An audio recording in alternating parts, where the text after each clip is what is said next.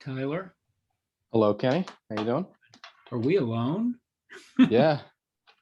I didn't send out a reminder. Do you think I had to at this point? Ooh. Give me just a second. I'm going to do that, okay? Yeah. All right. Got it. Hold on. I'll be back. I'll be back in a second. Got it.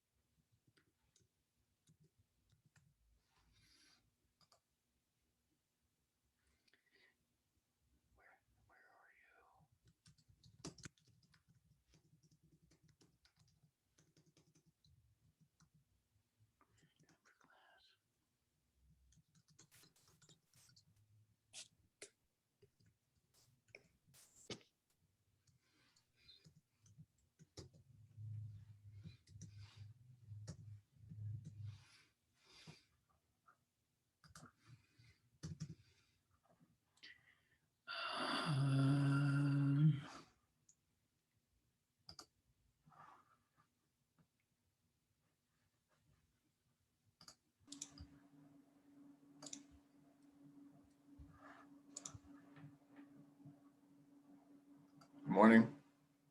Good morning. Give me just a second.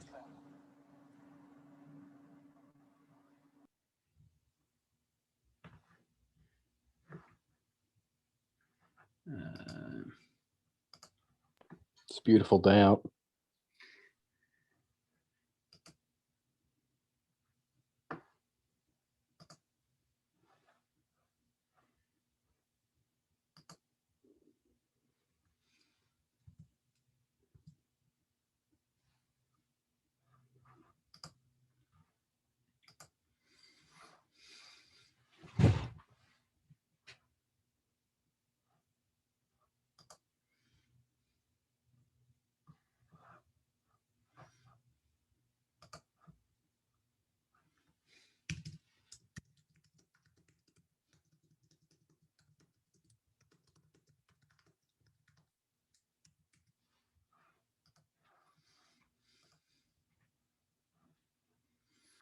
All right.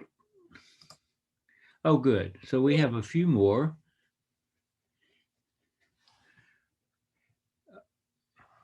Let's see. Good morning. Good to see you all. When I first came in here, Tyler was the only person in class, so I wasn't sure what was up. And I realized I hadn't sent a link reminder, so I just did that. That's why I was away for a moment.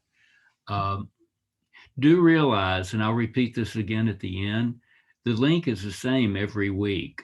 And so you shouldn't be dependent on me getting out a reminder, though I'll try to remember that regardless next time. But hope you're all doing okay. Let me show you what we'll be doing. And we'll go ahead and get started because we've got a good bit to cover. And especially I want to allow us time to think about your, excuse me, your writing assignment for next week. Because I've got 4 options for you, but they're some ways they could be tricky, and so I want to be sure to talk with you about them and make sure you're comfortable with them. All right, so let me get going.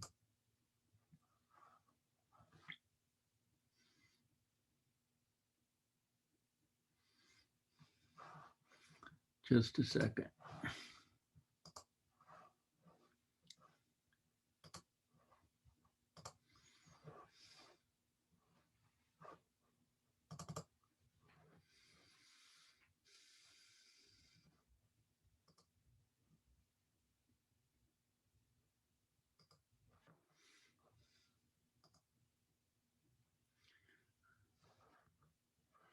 Okay, so here's what we have in store today. If I can get the page to turn.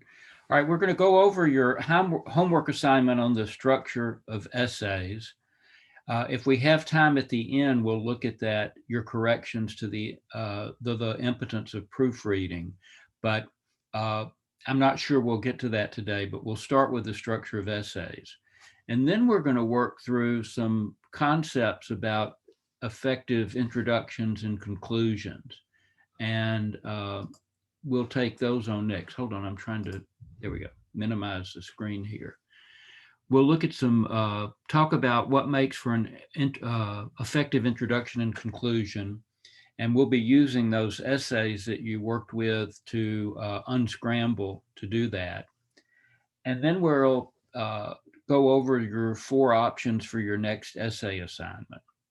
And that will probably take just a little bit. And if we have time, we'll come back at the end to the impotence of proofreading and get you to read out some of your corrections and just talk about some of the problems that you encountered there and corrected. Okay, so that's what we have in store. So about the structure of essays,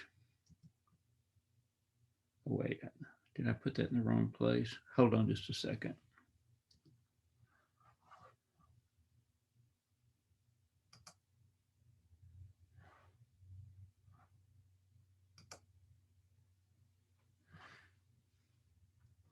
Hold on just one second.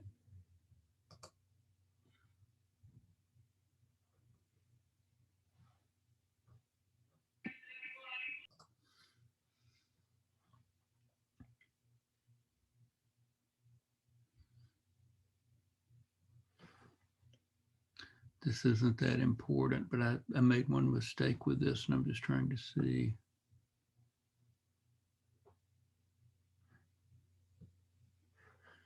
Yeah.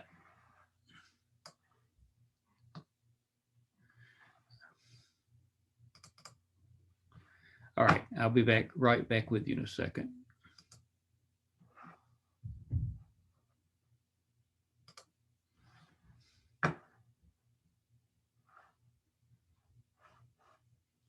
Am I sharing? Can you see my slides again? The slide that says today? Yeah. Yeah, I can see that. Okay, thank you. I couldn't tell that I was back, so hold on. Oh, goodness.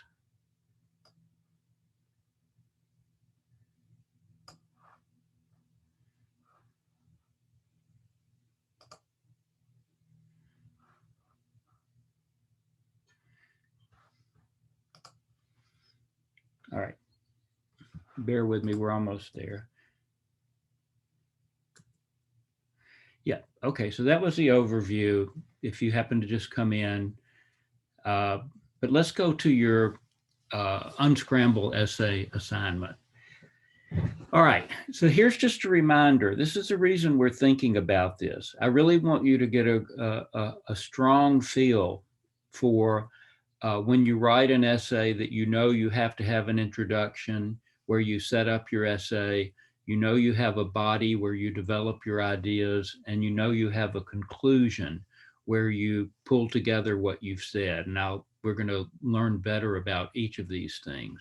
And the reason we were doing the unscramble essay is just so that you could see what's unique about an introduction, what's unique about the body paragraphs, what's unique about the conclusions, and just recognize those in some real essays. And the reason I want you to recognize them is I want you to learn how to write each one well. That's what our real goal is. So with that, we're going to go to your essay homework. If you have that with you, just pull that out. But we're going to look at the essays in scrambled order, and just, one of you will say what's the introduction and why, which is the introductory paragraph. Then we'll go through which are the body paragraphs in the right order and which is the conclusion. We'll just talk through those 2 examples we had. So now I've got to leave here and bear with me a second.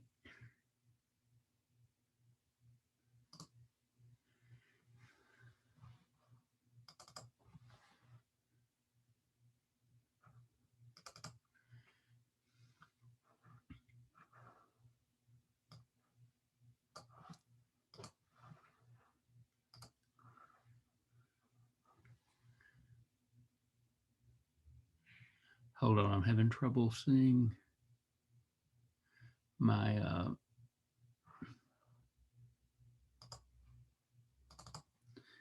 okay. So here was your homework on to unscrambled essays. And remember, we were just going to renumber them and get them in the right order. And just so that you would remember how to do it, we had done the cats essay in class, but I put it here just as a reminder for you, and with the paragraphs renumbered in the right order. So the first one we're going to take up, somebody did this. Somebody,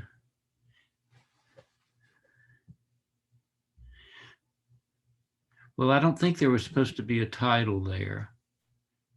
These numbers should have just been 1, 2, 3, 4, 5. It looks like someone tried to solve this, but I don't think it's correct.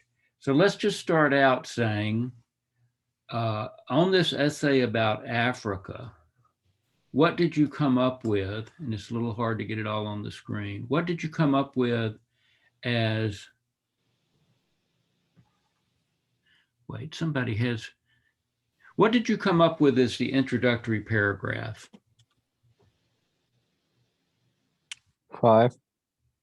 Okay, it looks like somebody rearranged this, but let's, why do you say that 5 is the introductory paragraph? Because it brings up the points without closing off the bodies. Okay, and what were those, Tyler? Can you point to that? It's about the points were about how people actually think of Africa, but the end of the paragraph leads into what Africa actually is like, and then it leads into the body paragraphs.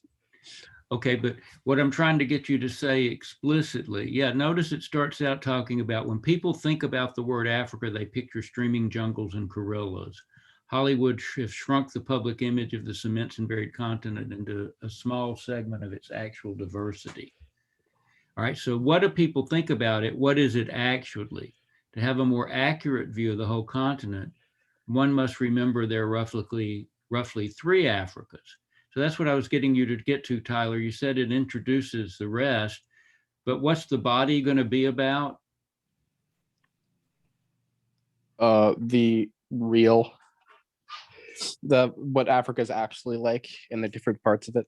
The different parts is what's key, right? It's going to work around 3 Africas. It's going to be divided into the northern desert, the southeastern grasslands, and the tropical jungles to the southwest. So this is the introductory paragraph. I've got to figure out what to do about that. I didn't mean for any of you to correct the example that everybody was supposed to work with. You should have copied it and redone it yourself. But I have a question, Professor. I didn't get that one. When I see on the assignment section, I just see 2 of the, let me see, on the assignment. Did you just do the Taylor-Molly?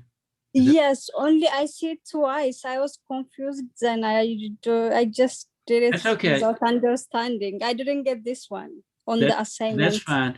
Just try to pay attention. You know, we worked with the cats last week, and you were supposed to do, I'd assign this as part of the homework, but don't worry about that right now. Just try to worry about making sure you understand the structure here.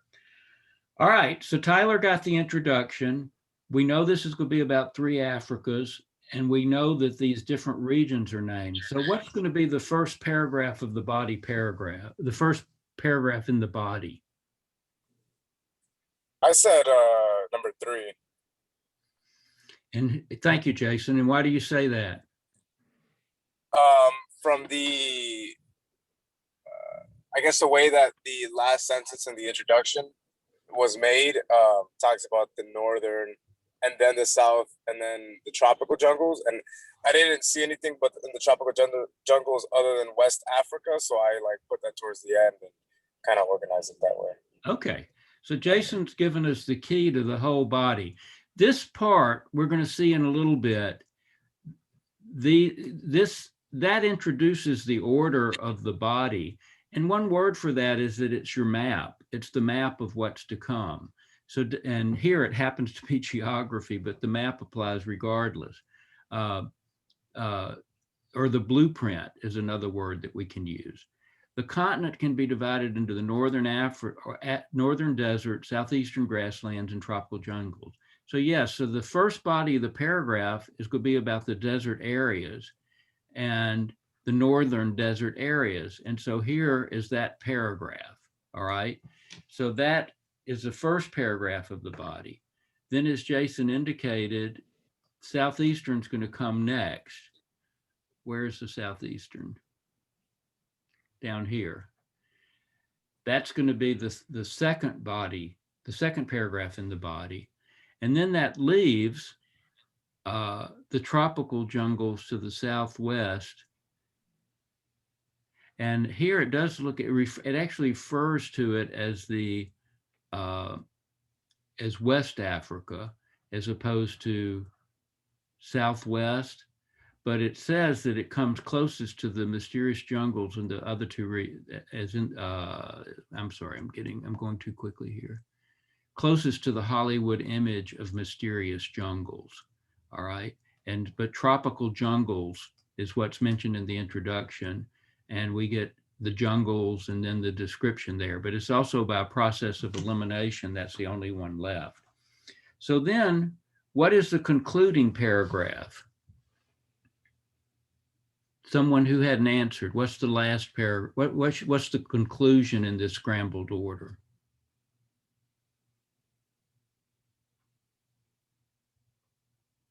Which is the concluding paragraph?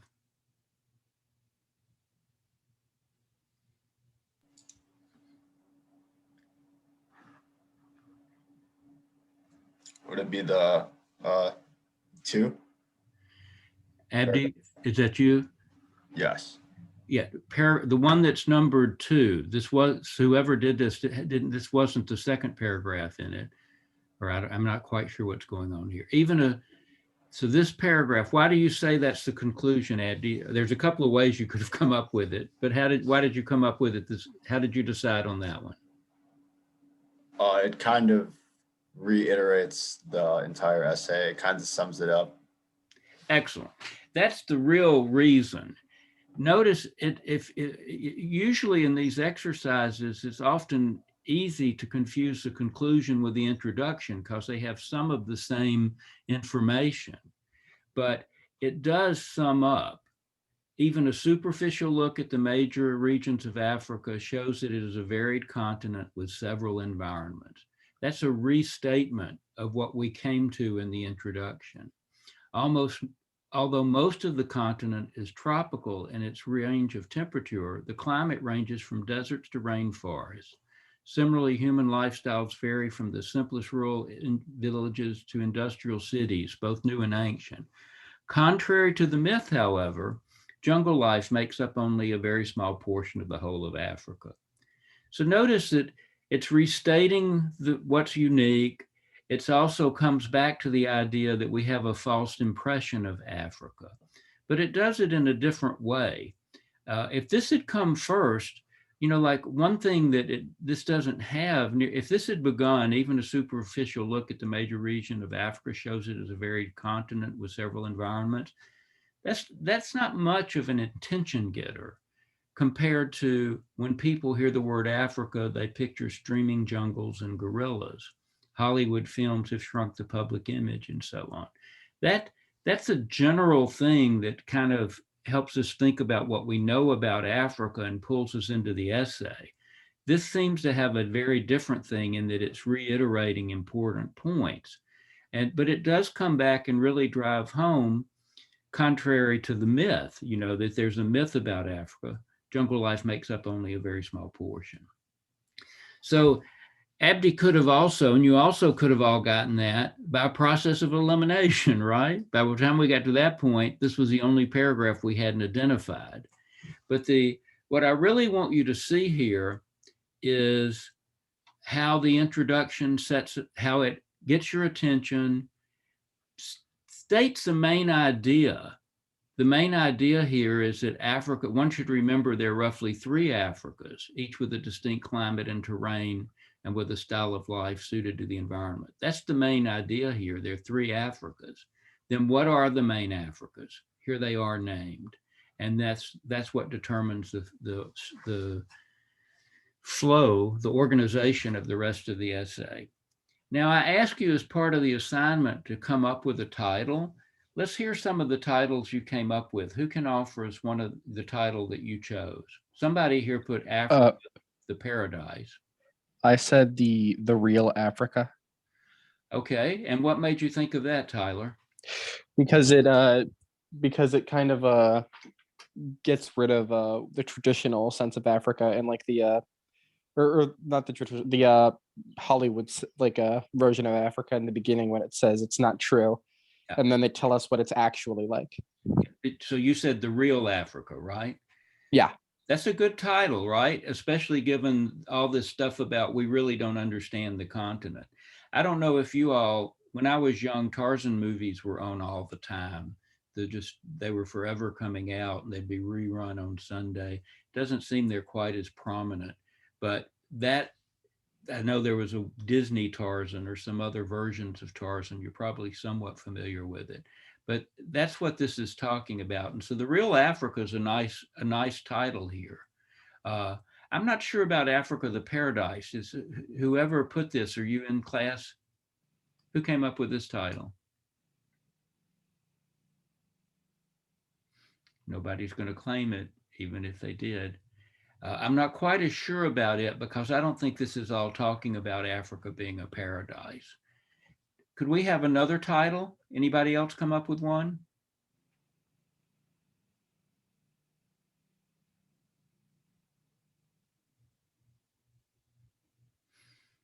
Can you offer one?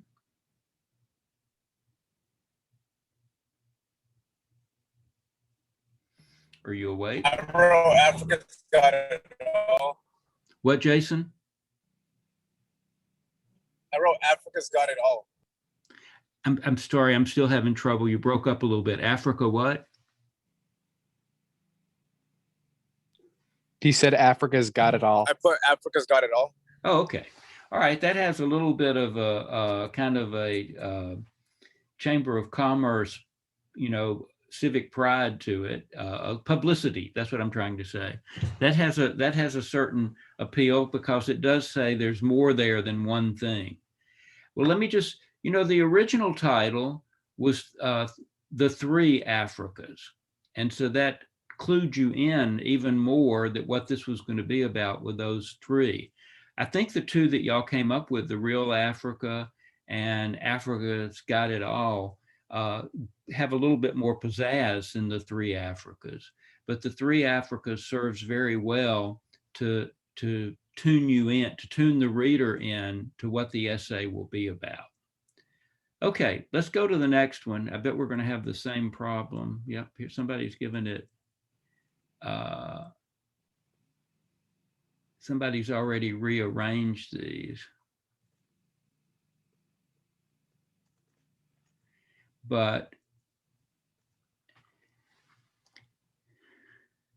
And given as a title. So let's just, is this the correct introductory paragraph? First of all, we didn't have the right one last time. Does this look like is this what you had as the introductory paragraph? And if so, why? Somebody let us know.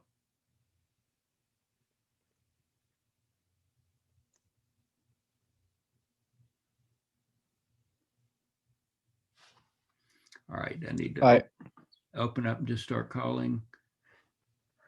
Let's see. Fernando, you were in class, weren't you? Aren't you here today? Hey, I am. Can you tell us why this did you have this as the introductory paragraph? Sorry, I didn't do this homework, so that's why I wasn't saying anything. That's why you were silent? I'm sorry. I saw you had done some others. I thought you had this. Yeah. All right. Anybody else who did this homework who hasn't? Yes. Yeah, go ahead. No, I already spoke. All right, well, let's just see if not, we'll come back to Tyler, but are y'all going to let him carry the ball all by himself? Is somebody else out there who can talk about whether this is an introductory paragraph? I had started off with that same one with number 4. Thank you, Kalia. Why so? Because it kind of like gives a brief description of the like whoever's speaking and how they feel about movies in general, and they just it's a really generalized opener. Like it just made sense to be the intro paragraph. Okay.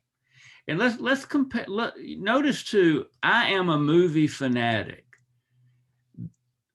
That's a little bit of an attention getter, right? When friends want to know what picture won the Oscar in 1980 or who played the police chief in Jaws, they ask me. Okay, so this is a broad entry. I'm a movie fanatic. That's my confession. But then notice the shift. My friends, though, have stopped asking me if I want to go to the movies. I have decided that the idea of going to the movie theater to see a movie is overrated, so I quit going. That's the main idea of this. And then why is that so? The problems in getting to the theater itself, and the behavior of some of the patrons are all reasons for why I often wait for a movie to show up on TV. So notice again, we have a blueprint, a map of what's to come. But before we look at the body, let's just compare this paragraph that I just read with the concluding paragraph. After arriving home from the movies one night, I decided that I was not going to be a moviegoer anymore. I was tired of the problems involved in getting to the movies and dealing with the theater itself and some of the patrons. The next day, I arranged to have cable TV installed in my home. I may now see movies a bit later than other people, but I'll be more relaxed watching the box office hits in the comfort of my own living room. So just notice, again, I'm sorry, I'm having trouble scrolling. This paragraph does a lot more to get your attention, and it's much more explicit about what's to come. But the ending paragraph restates a lot of that same information. Why the person, that they had quit going, the narrators quit going and just watches things at home. But so what I'm trying to get you to see is how there's a little bit of an overlap with the introduction and conclusion, but the introduction's doing more to get your attention, state the main idea, and tell you what's to come. The ending is a little bit more of a restatement and probably underscoring something that's important. Now, this one also uses transition words that makes how the body's organized more obvious. But notice that the problems were getting to the theater, in getting to the theater itself, and the behavior of patrons. So notice those are the three problems. First of all, just getting to the theater prevents difficulties. That's going to be the first idea that he develops. And that's where he's going to put you there. Then he says, once you get there, you've got the problems of the theater itself. And he develops that in fairly deep detail there. And then the last thing is that there's, you have to get there. The theater is a problem, at least from this critic's point of view, and the behavior of some patrons. So this last one, since some of the patrons are even more of a problem than the theater itself, that's the third point that's going to be made. And I'm sorry, I'm getting very confused between whoever redid this just put things in the right order, so the numbers don't matter anymore, or at least the correct number order would be 4, 3, 5, 1, 2. But I'm getting confused between the numbers and just reading the order. All right, but anyway, that was your homework. And again, it's just trying to get you to focus on understanding that structure. So now we're going to switch and we're going to talk a little bit more. I want to talk about effective introductions and conclusions. So let me just get back to my slides. Oh, excuse me, I opened the wrong thing.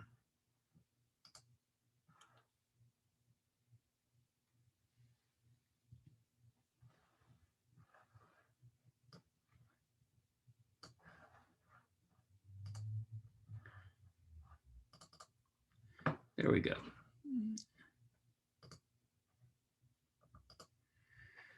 All right, so that was the puzzle homework. Now let's just look at, you know, we highlighted this talking about those samples, but now we're just going to talk more about effective introductions and conclusions. And, you know, I guess the presumption here is body paragraphs are just, you know, you're developing an idea in a paragraph, but introductions and conclusions function differently. So you need to think more carefully about them. So we're going to look at what's their purpose, why they're important, and then we'll look again at a couple of those essays.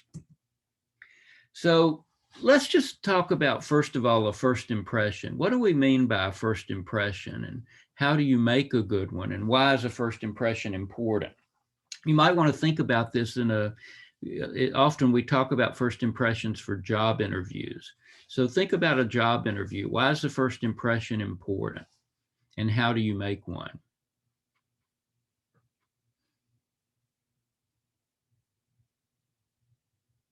That was a question for you to answer. Could somebody volunteer to speak? What's a first impression?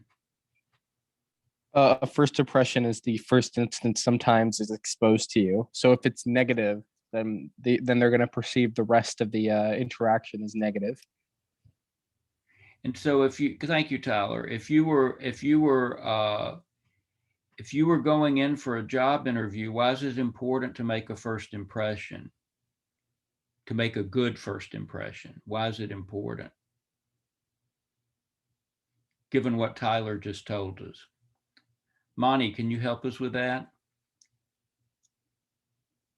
I think it would be like are you asking what's a first good impression, or how do you make a good one?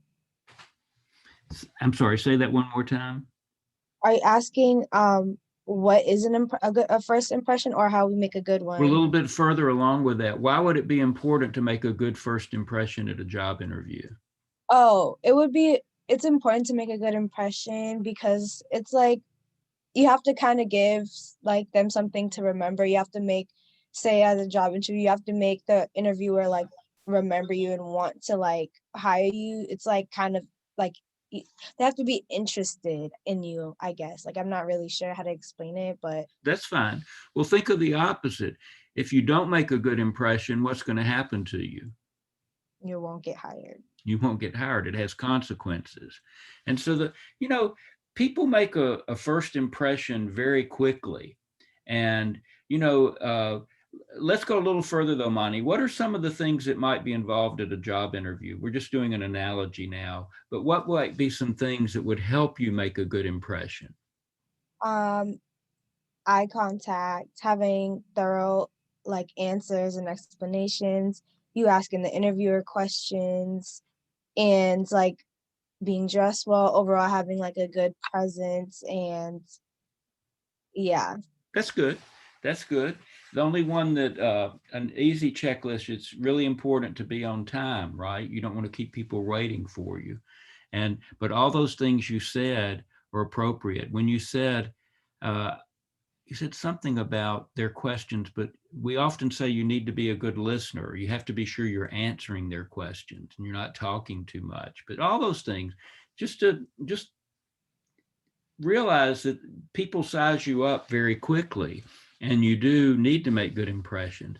One example of how quickly the jazz trumpeter Miles Davis used to say that he could tell in 15 seconds whether he wanted somebody in his band. And so, people do make snap judgments. So the important thing is you have just a few seconds, okay? And if you don't make a good impression, it's almost impossible to change it. That's why this is it's critical that you work hard to make a good one. So what's this got to do with writing? The point is that your introduction makes your first impression, and how people respond to your essay will have a lot to do with how the first few bits they encounter. So here's one way to look at it.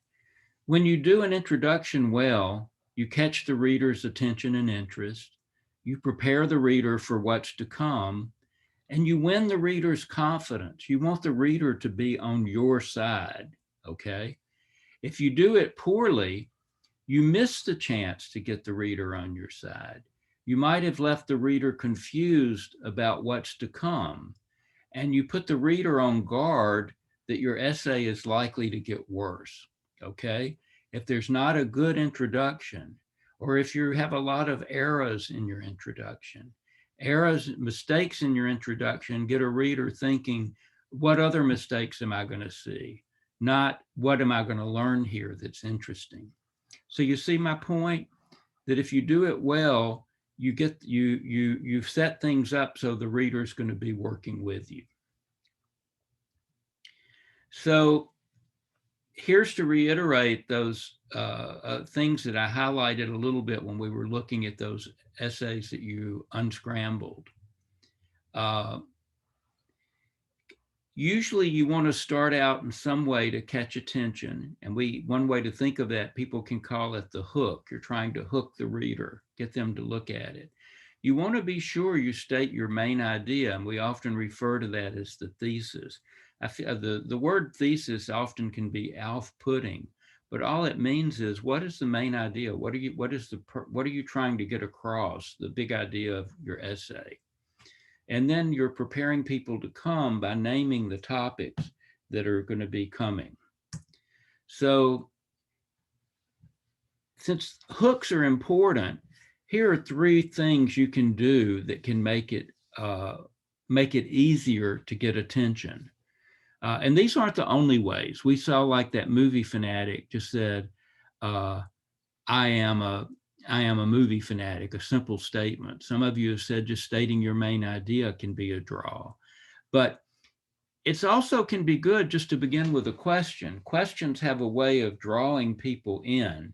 And so if you, instead of it beginning with a statement, come up with a question that pulls people into your essay. You might have thought, instead of, we had the essay that began with the quote, a dog is a man's best friend. You could have turned that around and said, is a dog a man's best friend? And use that to get into a cat. That's the question idea. Quotations just sort of, readers are attracted to them because it's kind of like you're citing an authority, or you're giving them an idea that might pull them in a little bit. A really quirky one is that sometimes just beginning with when can lead you on to saying something useful.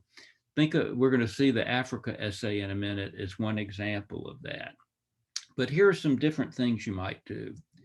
So before we look at essays, let's talk a little bit about why we need conclusions. You know, that it's just, think about it. You know, do we really want to, is it satisfying to watch a TV show or go to a movie and leave before it's over? I think not. I'm going to speed up just a little bit.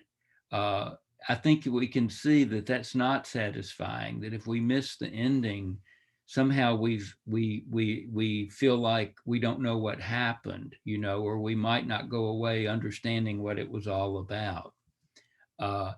Here's the cliche about speaking and writing. I said this one of your classes, but introduction, you tell people what you're going to say. In a body, you say it. And in a conclusion, you tell them what you said. And this may sound mechanical, but this actually is a way of you being effective at making the points you want to say. You tell people ahead of time so they can see them coming, and they have a little bit more of a context for what you're going to do. If you jump in and just start with your body, people don't necessarily know why any of it is important, but your introduction gives a context that gives the body meaning. Equally, after you're done, restating it makes it more possible for the reader going away with what you wanted the reader to understand. So this cliche applies very well to both speaking and writing. So again, what's at stake with a conclusion? When you do it well, you cement the reader's understanding. You make sure the reader got what you wanted to say. That can be just, in itself, could be just a little mechanical, however, but still useful. But what you also want to do is just, you have the chance to deepen your reader's understanding. Now that you've explained everything, is there some new point or some lesson you want to be sure that they learn, something they can carry away? So those are what you have the opportunity to do. If you don't do a good conclusion, sometimes you just leave it off. Sometimes you do it too quickly. But if you do it poorly, you miss the opportunity to drive home your point. And you may leave the reader confused as to what you wrote or why it was important. You want to be, your conclusion allows you to do those things. All right. So just like we talked about the hook and the main idea and the blueprint, here's what conclusions do. They can summarize the main idea. You can repeat the main idea and the other main ideas. Offer some new insight. You could underscore why the topic was important, or explicitly say, here's the lesson learned. The real challenge in a conclusion is not to just mechanically repeat things, but to find new words and new insights. And a really good conclusion will do that.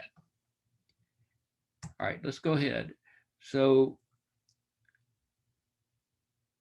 we're gonna, I think we should, hold on. Let's look at this one, okay? We're gonna look at it again real quickly, just see the hook, the thesis, and the blueprint, and then look at the ending and see how it's different. All right, so I'm assuming if you were here last week or you listened, you remember this, but this was our opening paragraph, and we can think of it, this whole first red part is the hook. And notice here it's a quotation, a dog is man's best friend, that common saying saying some truth, but dogs are not the only animal whose companionship people enjoy. For many people, a cat is their best friend. All right, so you've almost gotten to the idea that the cat is the best friend, but all of this was to pull you in. It was kind of a bait and switch. It's not going to be about dogs, it's going to be about cats. And then here's the main idea. Despite what dog lovers may believe, cats make excellent house pets. That's what this is going to be about. And why do they make excellent house pets? Because they are good companions, they're civilized members of the household, and they're easy to care for. So there you have a hook, a main idea, and a blueprint.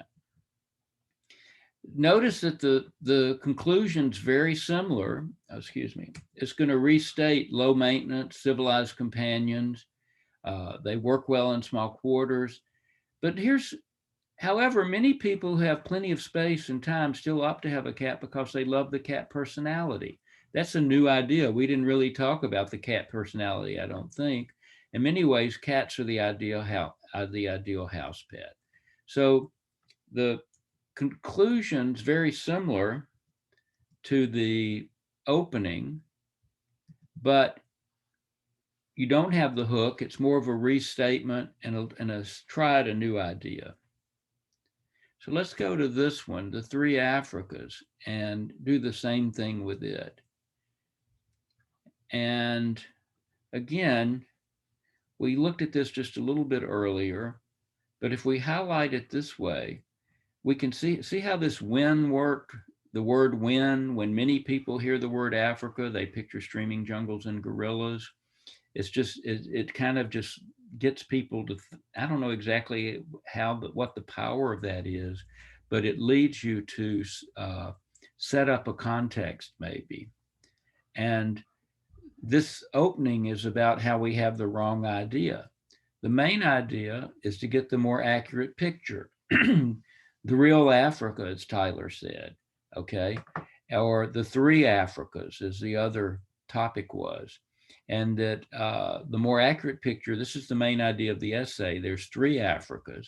And then the roadmap is the three regions that were identified here. So here again, we come back and restate, look at even a superficial look shows that they're varied. Although most of the tropical is climate and its range of temperature, the climate ranges from deserts to rainforests. Lifestyles vary. So contrary to the myth, jungle life makes up only a very small portion of the whole of Africa. That's the main thing they want to leave you with, is don't go away with that false impression. So you can see how those two work there.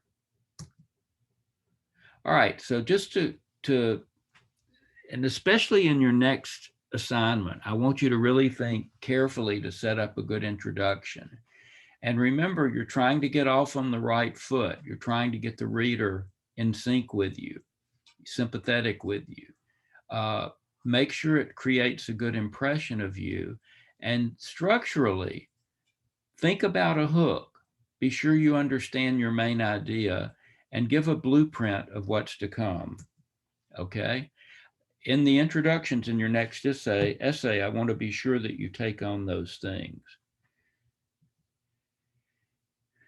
Just a simple reminder, you're going to be, if you're writing about an article or a story or a poem, or we could say a graduation speech, you want to be sure you include the title and author. The graduation speech is, you could just refer to it that, it wouldn't need to be in quotes, but you would want to say, are you talking about George Saunders? You're talking about Steve Jobs?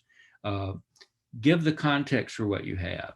If one of your options is going to be to write about the bullet in the brain, if you wrote about it, you would want to be sure to mention that story in quotation marks and its author, Tobias Wolff. So just remember that's part of it. For an effective conclusion, again, I'm just trying to drive, I'm hoping I'm driving these home. Restate what's most important, find a new insight. You can connect back to your introduction, sometimes connect back to your title. Often the title will come out of the conclusion, and repeating it connects the whole essay very nicely. But think about how your title relates to your introduction or your conclusion. And you just want to make sure in the conclusion you've left the reader satisfied you made your point and you made it well. There's no question what you were trying to say. So those are your main guidelines to consider. So I'm going to leave you, I'm going to give you one more introduction. And let's see, who all is here? Is there someone who hasn't spoken who could read this for us? I can read it. Thank you, Fernanda. Of course, I just have to put 1 second.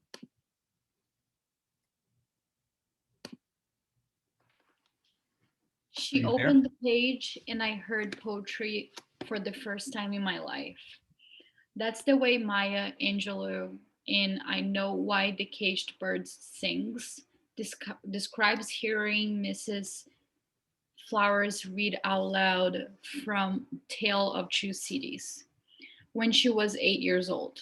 Maya Angelou suffered rape and stopped speaking, but Mrs. Flowers reached out to her and helped her discover the beauty of the human voice. Though my situation was nothing like young Maya's, I had a similar experience when I was a senior in high school. At the time, I thought caring about literature was uncool, but when we studied Cyrano de Bergerac, Mrs. Castleberry, my English teacher, taught the story with passion and good humor. In doing so, she helped me discover a love for literature and of words. Thank you, Fernanda. Now you should be able to appreciate now the structure you have here. Notice that it opens with a quote from the memoir, I Know Why the Caged Bird Sings, okay? So the quote again pulls you in, tells you where that came from, and why, in what context Maya Angelou heard Mrs. Flowers, or Angelo, I believe it is. And this is a very poignant story you may be familiar with. She talks in there about suffering sexual abuse when she was really young and just clamming up and not speaking. And Miss Flowers was sort of the classiest woman in town, and she invited her to her home where she had a great library, and she read to her. And in reading, she opened up Maya Angelou again to speak and to be the eloquent person she grew up to be. And so you can see here, this is a essay topic where somebody's responding to that. They're having to write something in response to that story, but it's really going to be about something else. What it's going to be about is how this person came to love language and literature because of a high school experience. That's what it's set up for. And so this is all just pulls us in to get to the focus that it's going to be about a discovery of love in literature. Now, we might imagine the essay goes on to say a little bit more about why the caged bird sings. It may say a little bit about Mrs. Castleberry teaching this, but it's going to, by the time it's over, you should know more about this person's discovery of literature and language. All right. So that's just one more example. And I'm going to stop there. Or let me pause as I stop. Are there any questions about that? Did that make some kind of sense to you? Many of you are doing introductions and conclusions well. You've obviously known, have heard about this before, right? You've written that way before. But even on some good essays, I've seen either very thin conclusions that really didn't do enough work, or conclusions that didn't match very well what had come before. And I think introductions is where more of you have more room for improvement too. But now we're going to look at your homework options. I think we're doing okay for time. So hold on just a second. I sped up there a little bit because I wanted to be sure we had time to go over our essays carefully. Let me just be sure. Hold on.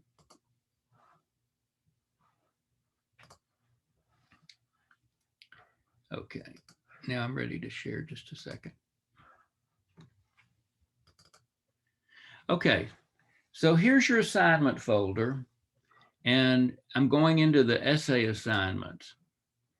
And so here are the essays for this time around, the topics.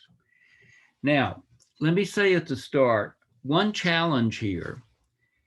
You read Bullet in the Brain a while ago, and we talked about it a couple of weeks ago. The same thing may be true of Stephen Jobs' speech and Saunders' speech. So one of the things I want to say at the start, whichever one you choose here, go back and read again. Or if it's one of the speeches, listen to it and read it. And actually, even for Bullet in the Brain, you have an audible version.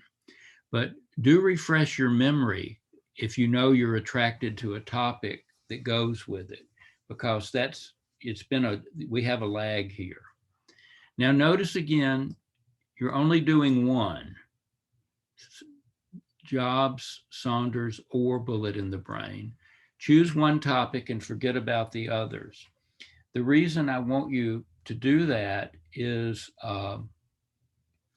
sometimes when you see more than one topic, you get confused about what you're writing about. And so you want to be sure that you're focusing on only one here. And now it might be hard to overlap Stephen Jobs and Bullet in the Brain, but it wouldn't be that hard to overlap Stephen Jobs and Saunders in some way. But let's look at what I got here for you to look at. And it looks like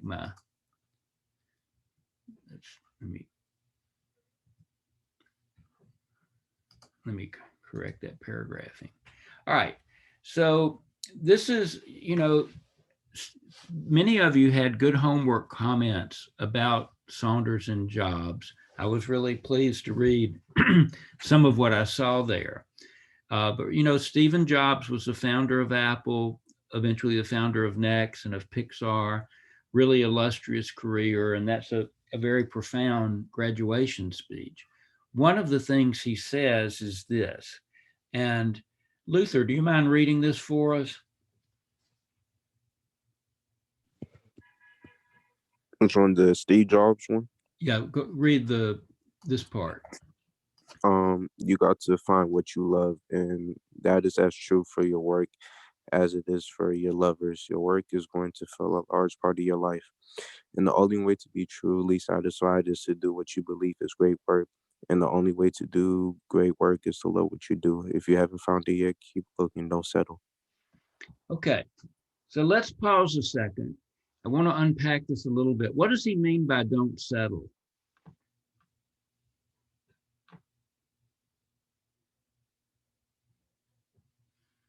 What does he mean by don't settle?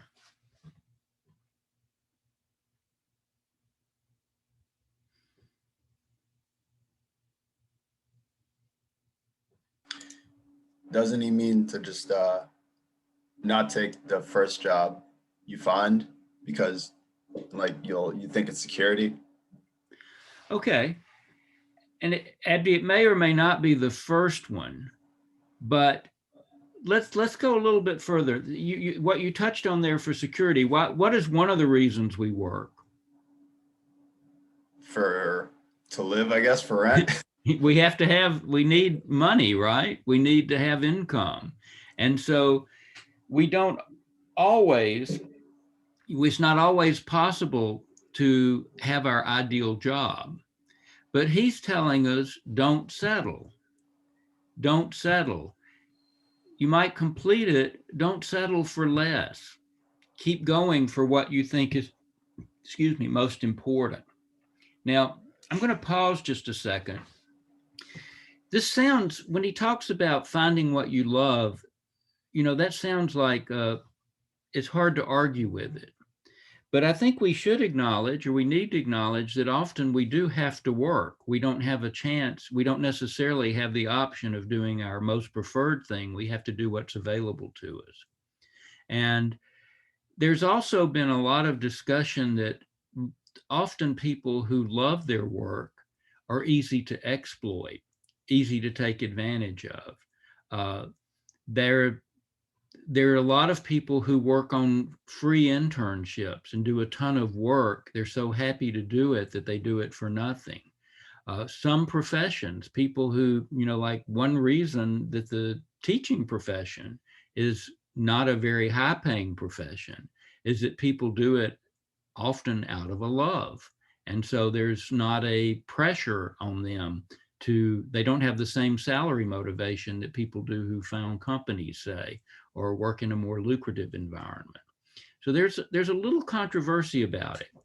But I want you, for this essay, I want you to take it, I want you to find the wisdom in why it's important to love what you work. And so, Luther, why don't you continue, please, and read the next paragraph too, okay?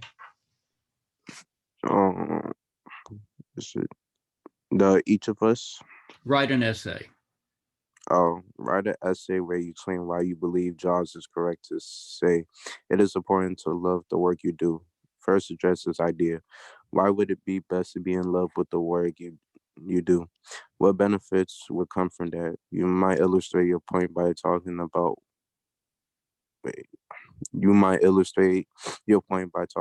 work you've done that you didn't love, and write about the work you would do if you could truly. Wait, hold up. Where am I? You're doing fine. I'm losing focus. Hold on, my fault. Then write about the work you would do if you could truly do work that you love and did not settle. Explain what in particular there is about this work makes you believe you will love it. You can conclude your essay concerning what you need to do so that you could do the work you love. Thank you. All right, so let me give a little context here. What I'm wanting you to do is really think about, if you could do anything in the world and you had no constraints and you were going to be successful at that simply because it was that important to you, what would that thing be? And you know, some people are lucky enough to do exactly what they dream of. Most of us, many of us, really don't never realize that. But one thing's for sure, if you don't dream about what you want to do, if you don't really pinpoint the thing you would like to do, you will never get there. And so this is kind of an opportunity for what people call blue sky. You know, there are no clouds here that are going to interfere. This is a blue skying. I want you to try to think about what you would do if nothing was in the way. And then really relish that. Tell us why that would be so good. What would be the benefit to you? What would be the benefit to others? Now, I've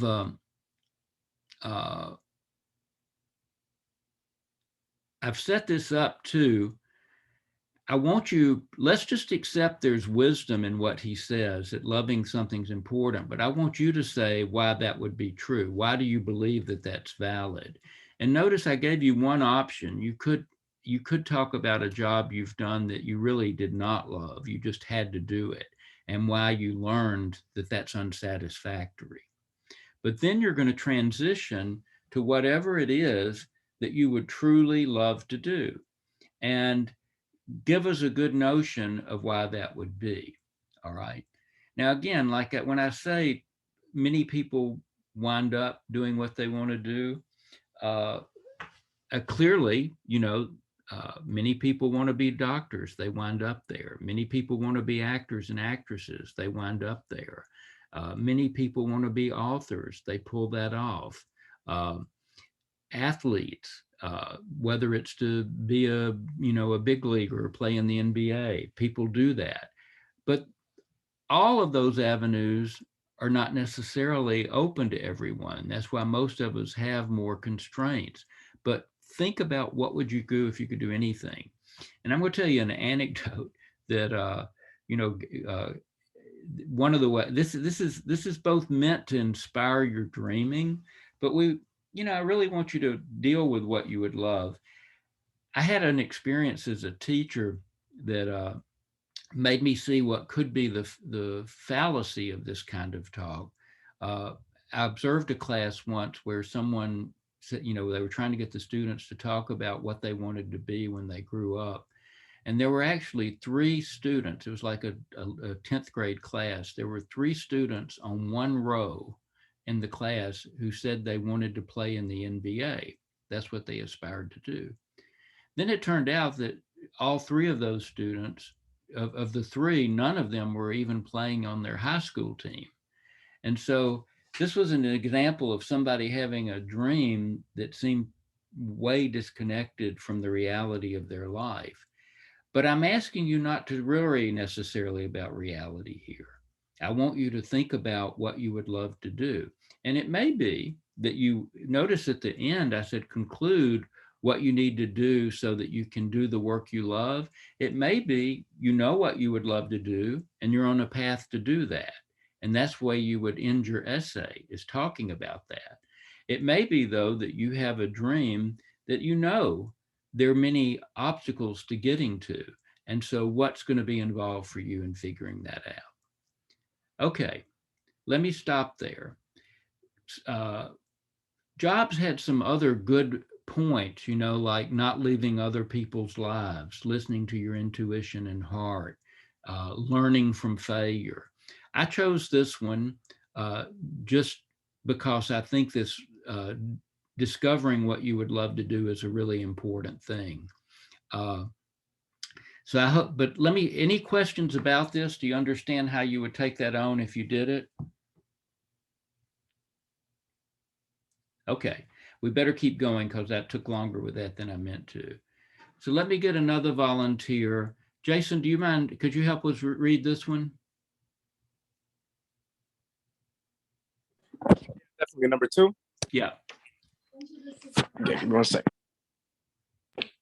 George Saunders offers this explanation of why we are not kinder.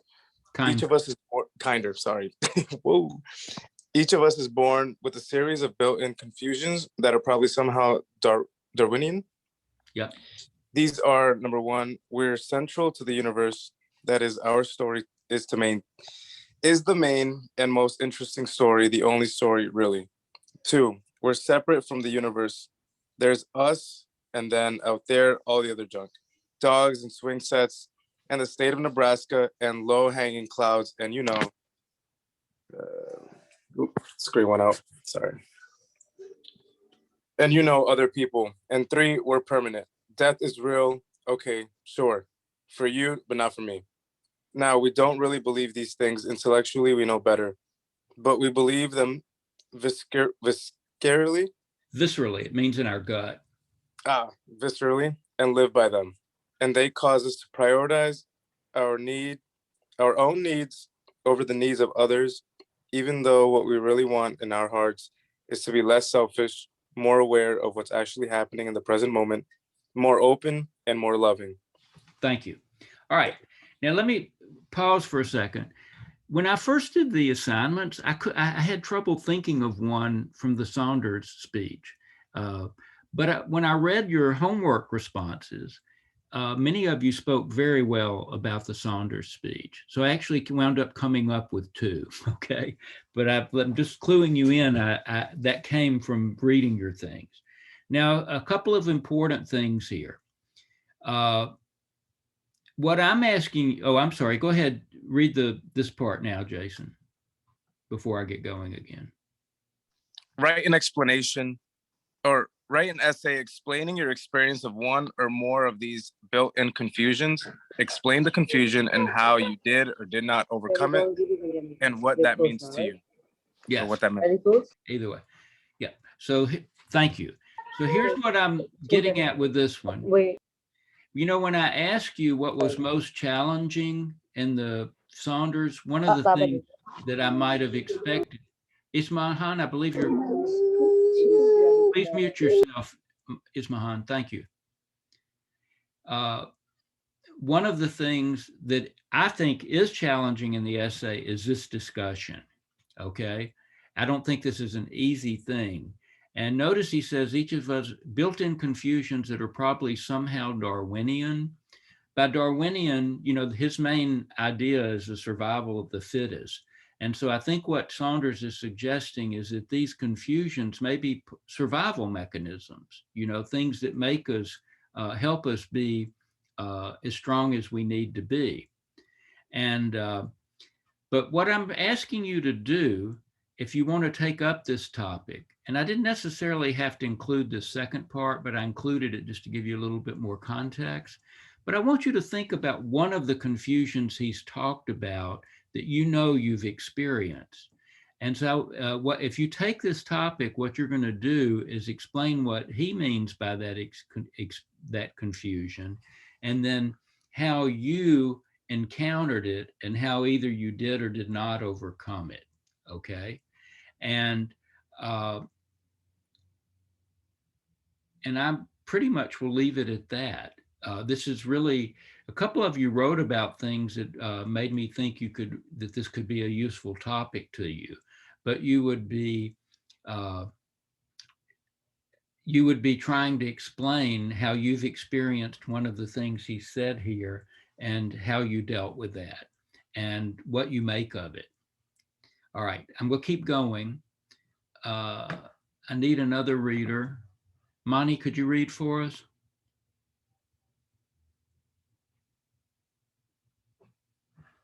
Yes, I just have to wait 1 second. Can you see okay, or Not really.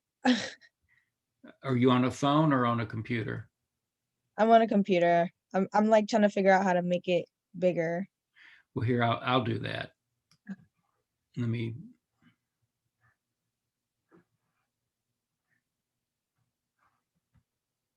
Just a second.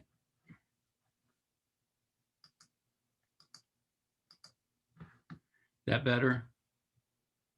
On my computer, it's like tiny. Okay, 1 second. I'm like really struggling, sorry. I'm sorry, I enlarged it on the screen. I thought it would show up for you that way. Yeah, it's like tiny. Okay, never mind. Listen carefully. and then go read. All right, let me go. Let me do this so we can keep going. George Saunders offers us a goal in life. He says, this is sort of the critical main idea of his essay. It's a little facile. That means easy to say, maybe, or too easy. It's a little facile, maybe, and certainly hard to implement. But I'd say as a goal in life, you could do worse than try to be kinder. So what he's urging us to be is be kinder. Later, he says, he proposes that we err in the direction of kindness. If we're going to make an error, let it be because we're trying to be too kind instead of unkind. Okay. And he says this: do all the other things, the ambitious things, travel, get rich, get famous, innovate, lead, fall in love, make fortunes, make fortunes, swim naked in the wild jungle rivers after having first tested for monkey poop. But as you do, to the extent you can, err in the direction of kindness. Now, I put this next part in brackets. You may want to go back to read it. I don't think he's necessarily talking about kindness, but here at the end he does. But it may give you some clues as to what to write about. But in this case, if you take this topic, what I'm asking you is, what does he mean by erring in the direction of kindness? And what shape might your life take if you dedicated yourself to erring in that direction? So this is kind of another blue sky activity. If you could be as kind as you could be, how might that change what you wanted to do or how you would live your life if kindness were the central principle? Okay, so that's that one. Is there any quick question there? Or any question, I should say? We don't have to be too quick. All right, one more. And this one's probably a little weird, but let's see what we can do with it. In Tobias's Wolff short story, Bullet in the Brain, we witness the murder of Anders and his final memory. The narrator also gives us a long list of memories that were once important to Anders, but that did not come to him at his moment of death. One way we may interpret the story is that memories of the list that were important to him is that the memories on that list were once important to him, but not of lasting importance. In contrast, his memory of the childhood baseball game and what the shortstop said that day had true significance for him and bubbled up to be his final memory. All right, so that's a context. But let's think of it this way. We all learn that things important to us at one point in our life turn out to have no lasting importance. So what I'm trying to get you to think about there is look back at something that at one time was the most important thing in the world to you, and you already know that's not true. That was a passing thing in some way. They may even turn out to be misleading or damaging, and it's good that we leave them behind. We needed to outgrow them. That's the sense I want you to think about. Some things seem, earth-shatteringly important at some stage of our life. And then we realize that just didn't matter, or we outgrow it, or it actually wasn't even good for us. So if you take this one, I want you to write an essay where you're going to compare 2 points of two either episodes or memories in your life. And one of them is going to be of something that you've outgrown or something you've already realized lost all the importance it had when you were 14 or 10, or 18. And another is going to, or whatever the age, and another is going to be something that you really think is important to your life and you can imagine it being important forever. You're going to compare those two moments. And so let me just read it now that I've paraphrased, but write an essay comparing a significant episode or memory from your life that was critically important to you, but has already lost its significance. Compare that with an episode that you hope will remain meaningful to you for all your life. I want you to frame this in your introduction. You would talk a little bit about Anders, but the body of your essay is not going to be about Anders. You would just sort of use it like that. The example we looked at talked a little bit about Why the Caged Bird Sings. You could probably in your introduction just set this up, and then your body's going to be the one thing you outgrew versus the one thing you hope has permanent impact on your life. So now we're at 12:45. So let me quickly get out. You know, this is going to be due next Thursday, 2 to 3 pages, a minimum of 4 paragraphs, and that being an introduction, a body of 2 or more paragraphs, and a conclusion. And you're going to post it. Be sure you come up with a title, manage your time. So I'm at the end of the class time. I can stay. If you have any questions that you would like to ask about these assignments. Are they clear? Question about the what's the bullet in the brain one. So to just make sure,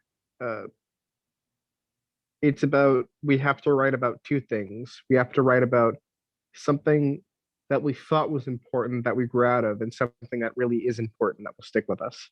That's right. All right. Thank you. Got it. Think of the first one, Tyler, being, I think outgrowing may be the easiest way to think of it. But it could be you outgrew it or you shed it for some other reason. Maybe you realized it was bad for you. Okay. And you're comparing with that, it's sort of like, in memory may not be the right word there. That's why I put episodes, 2 things that were important to you, one that went away and one that you hope will be true forever. That's the crux of your essay. Any other questions? Okay, so let me say 2 things. One is, I can stay on if you have a question. You also are welcome to talk to me, write me offline. But thank you for your attention. I hope you find good things to write about there. If once you start, just let me know if you have any questions once things are over. But I'm not going to go away quickly. If you want to stay on, have a question or comment, just let me know. But otherwise, thanks for joining us today, and good to see you, and good luck with your essay. Have a good day, Professor. Yeah. Thank you, Mr. Kenny. Have a good weekend. You too. I have a question. This is Hannah. Good, Hannah. Go ahead. Okay, yeah. Last time the one I say the assignment, maybe you didn't add me there, or I don't know. I didn't see it. I didn't get it. For example, the Africa about the homework. Well, Hannah, I'm sorry that you missed it. It was in the assignment. It was in the homework in the slides last week, and I pointed to it during the class time. I'm fairly certain. But if you would like to do it, just go to the assignment folder, go to homework, and you'll find the scrambled essays there. And you can think through it yourself. But the main thing is, if you understand the concepts, that's why I wanted you to do it. Okay. Yeah, I understand the concept actually, but I see it on the homework section. I just see 3 about the tailors, but there is no another one. That's why on the scramble. Well, you did very well with your George Saunders, and yeah. you did. That was really excellent work. And honestly, too, I know you hadn't gotten to your essay yet. I would rather you now move to the next essay, okay? Instead of backing up, still dealing with the girl or in the waiting room. Actually, I did the other one, but I just left one. I'll try to do it for this week with this assignment. Yeah. Did you finish the other one? I didn't see it in your folder. Yeah, I finished just this morning. I just go over it and just edit again. Okay. Then I will do the other one with this assignment for next week. Okay. Well, I was going to tell you, Hannah, as well as you were writing with those discussion questions, you should be handling the essay fine. Okay. And and I thought if you could do those discussion questions that thoroughly, you could you were at a point where you should be back doing your essay. So I hope you're feeling better. And Yeah. I- Okay. Okay. do though, like you said, if you finished it this morning, just be sure you look over it again. And why don't you send me a mail when you're done with it? How about that? Okay, I will do that. Okay, that's better. Okay. All right. Good luck with the next one. Okay, thank you so much. Yeah. Okay, bye. You have a good week. Israel, did you have a good question? Did you have a question?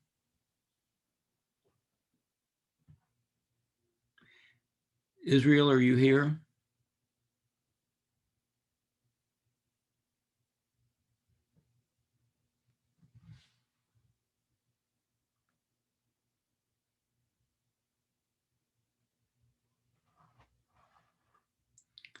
Okay, that's it.